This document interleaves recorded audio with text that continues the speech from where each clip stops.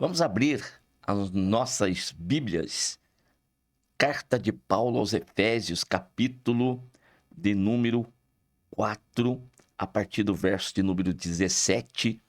E o principal assunto hoje aqui é a respeito do novo homem que, segundo Deus, é criado em verdadeira justiça e santidade. Se existe o novo homem, é porque também existe o velho homem. E vamos tratar desse tema dentro desse texto aqui. Vamos fazer a leitura. E digo isso e testifico no Senhor, para que não andeis mais como andam também os outros gentios na vaidade do seu sentido, entenebrecidos no entendimento, separados da vida de Deus pela ignorância que há neles, pela dureza do seu coração, os quais, havendo perdido todo sentimento, se entregaram à dissolução para com avidez cometerem toda a impureza. Meus irmãos, preste bastante atenção quando vocês estiverem lendo, principalmente as cartas do apóstolo Paulo. Que profundidade nós temos nesses escritos. Somente esses versos lidos aqui já vai dar assunto para muito tempo, se nós fôssemos fundamentar cada partezinha desta. Mas quero fazer alguns destaques e depois vocês meditem a respeito disso. Primeiro, Paulo escreve para cristãos, pessoas que já haviam tido um encontro com Cristo, mas que pelo contexto da carta ainda estavam oscilando em dois pensamentos. A atitude, o comportamento destes cristãos, novos cristãos, ainda estavam deixando a desejar. É por isso que Paulo escreve. Eles ainda não estavam entendendo que agora, na presença de Deus, é uma vida totalmente nova. Não pode haver nada da velha vida presente aqui. Então, a exortação de Paulo é a seguinte: não andeis mais como andam também os outros gentios. De que forma? Vaidade do seu sentido. E aí no verso de número 18, entenebrecidos no entendimento, separados da vida de Deus pela ignorância que há neles, pela dureza do seu coração. Isso aqui, no verso de número 18, faz com que nós lembremos de como o homem caiu nessa situação. Como que o homem chega nessa situação aqui de ter o entendimento entenebrecido e, consequentemente, separados da vida de Deus pela ignorância. Eu gosto mais dessa expressão ignorância. Ignorância é falta de conhecimento. E tanto a palavra, a expressão, o vocábulo, ignorância e conhecimento, aqui para nós, elas têm no português uma origem lá do hebraico ou do grego. Agora, tanto uma coisa quanto a outra, tanto uma língua quanto a outra aí, elas têm um sentido também. Ignorância de escuridão, tá bom? De trevas, ignorância, e o conhecimento está relacionado com luz. Vocês podem prestar bem atenção que existe sempre essa relação entre essas duas expressões. De modo que, então, nós lemos de novo o verso de número 18, entenebrecidos no entendimento. Ou seja, o entendimento, a mente está coberta por uma névoa, não consegue enxergar direito. Isso é ter a mente entenebrecida. E como o homem chegou nesse ponto? Então, não vou me aprofundar muito, como eu disse, mas lá no Jardim do Éden, quando ali estava o casal, eles tinham um pleno conhecimento de Deus, um pleno relacionamento com Deus, tanto que o Senhor vinha pela viração do dia e ali conversava com o casal de forma livre, livre, a conversa era direta, tá bom? Papo reto ali, não tinha nenhuma curva, não tinha nada que impedisse o entendimento. Até que, então, foi alcançado ali aquela oportunidade da serpente ludibriar, enganar Eva, tá bom? E aí, então, eles pecaram contra Deus. E a partir daí, perderam a comunhão com o Senhor e eles foram lançados fora da presença do Senhor. Agora não estão mais na luz, agora estão em trevas. Agora estão na escuridão. Agora a visão espiritual já não é mais a mesma. Agora a visão espiritual, ela está turva. Isso do primeiro casal. Isso daqueles primeiros ali que tinham conhecido Deus, estavam no jardim, mas agora estão fora, têm uma visão turva das coisas de Deus, só uma lembrança. Com o passar do tempo e as gerações que se seguem, cada vez mais, esses homens estão se distanciando do Senhor, de modo que estão mergulhados totalmente nas trevas. E daí não entendem nada das coisas de Deus. Tanto é que a gente prega, a gente ensina, a gente fala das coisas de Deus e tem muitos que estão ouvindo a mensagem e eles chegam a dizer que nós somos doidos. Esses crentes são loucos. Cristão é tudo cabeça batida.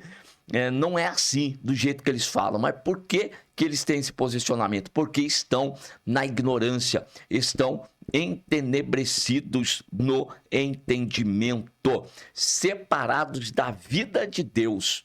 Podem até dizer que estão bem, podem até dizer, não, estou legal, não preciso desse negócio de igreja, eu não preciso desse negócio de estar lá reunido com os irmãos, ouvindo um pastor falar. Pode até pensar desse jeito. Agora, o fato de pensar dessa forma não muda a tua situação espiritual diante de Deus, de forma alguma. Tu continua perdido. Continuas nas trevas, sem dúvida nenhuma. Agora, você outro que está me ouvindo e já teve um encontro com Cristo e você sabe, você tem conhecimento, tá bom? Você tem conhecimento, porém, está se deixando influenciar pelas nuvens negras deste mundo, das coisas materiais, você está deixando a tua mente ficar ofuscada. Aí a tua responsabilidade é maior do que aquele que verdadeiramente é ignorante, porque você já é conhecedor da verdade, você já é conhecedor das coisas de Deus e estás brincando com Deus. Então a palavra de Paulo digo e testifico no Senhor para que não andeis mais como também andam os outros gentios na vaidade do seu sentido. Por que você que conhece a Cristo, que sabe da verdade e ainda fica andando como um gentil? Ainda anda como qualquer outro, como se não conhecesse. Não quer ter compromisso com Deus. Não quer andar de forma séria com Deus. Então, estão entenebrecidos no entendimento, separados da vida de Deus, pela ignorância que há neles, pela dureza do seu coração. Os quais, gentios, aqueles que não conhecem a Cristo, os quais, havendo perdido todo sentimento, se entregaram à dissolução para com avidez cometerem toda impureza. Esse é o comportamento do velho homem. Impressionante que pessoas que já ouviram falar de Cristo, já foram para a igreja, um dia levantaram as suas mãos para Jesus e estão levando uma vida mais ou menos, como dizia o meu avô, uma vida malemar. Que isso? E está prejudicando a pregação do evangelho. E muitas vezes quer que alguém da sua casa receba Cristo, creia em Cristo. Como que ele vai crer em Cristo se ele está te vendo, se ele está vendo o teu comportamento? O teu comportamento não é um comportamento adequado, não é um comportamento como de um cristão. não resplandece a luz de Cristo, está entenebrecido, a luz que em ti há está ofuscada pelo teu mau comportamento, pela tua má atitude, por aquilo que fala. Então Paulo está dizendo, se realmente crês em Cristo, mude de direção, verdadeiramente assuma a posição de um verdadeiro cristão. Aí que é olhar para o outro e dizer para o outro que o outro está perdido. Bem, se o outro está perdido, ele vai ter a oportunidade de um dia achar o caminho. E você, que não sabe, não tem certeza se está perdido ou foi encontrado, então se torna pior do que aquele que está perdido. Então esse é o tom da carta de Paulo aos Efésios. E eu já disse quantas vezes nas aulas de homilética para os irmãos, da seguinte forma: o que é que me dá o tom da minha pregação? Quem me dá o tom da minha pregação é o texto. Então, se eu olho para o texto e o texto tem esse peso, é dessa forma que eu vou pregar, é dessa forma que eu vou falar.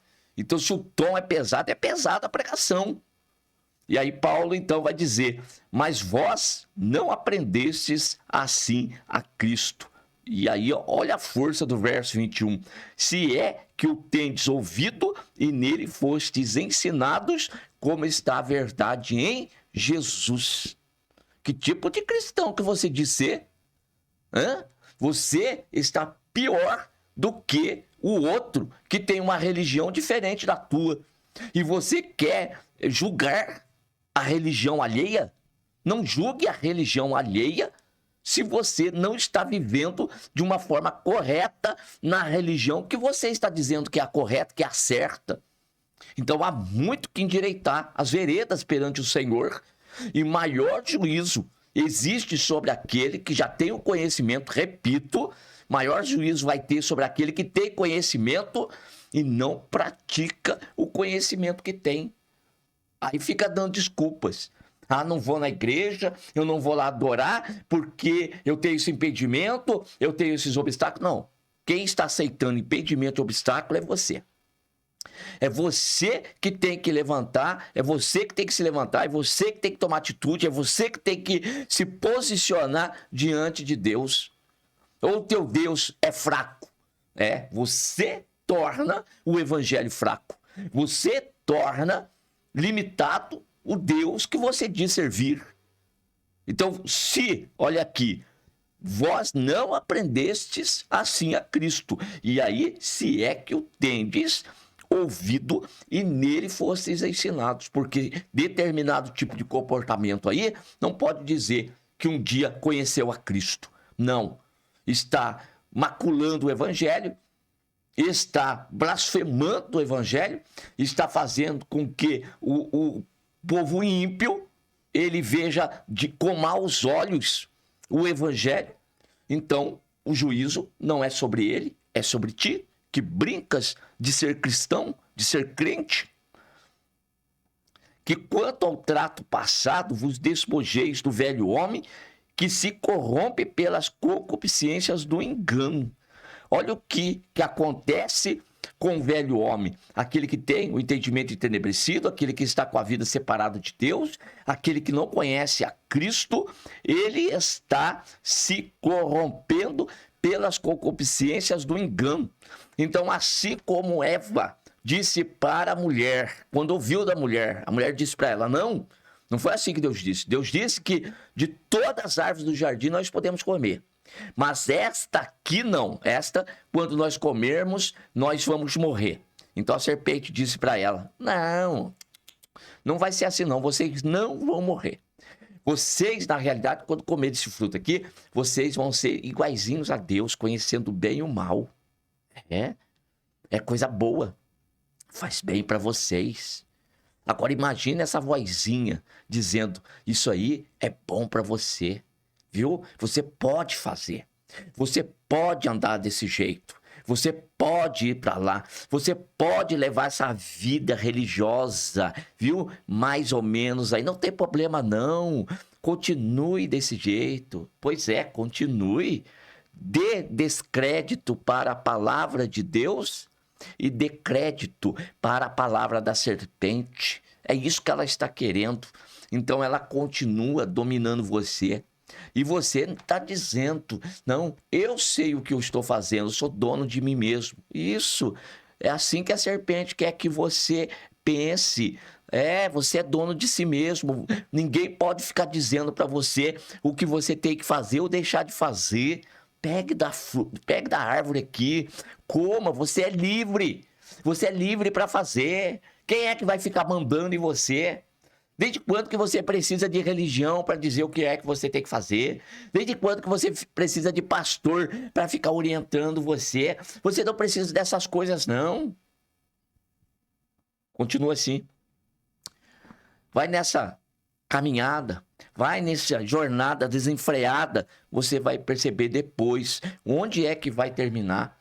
E quando terminar, não vai dar tempo mais para voltar. O tempo para voltar, para se despertar, é agora. Então Paulo fala para esses cristãos o seguinte: despojeis do velho homem que se corrompe pelas concupiscências do engano e vos renoveis no espírito do vosso sentido. Outra vez, volta a expressão sentido.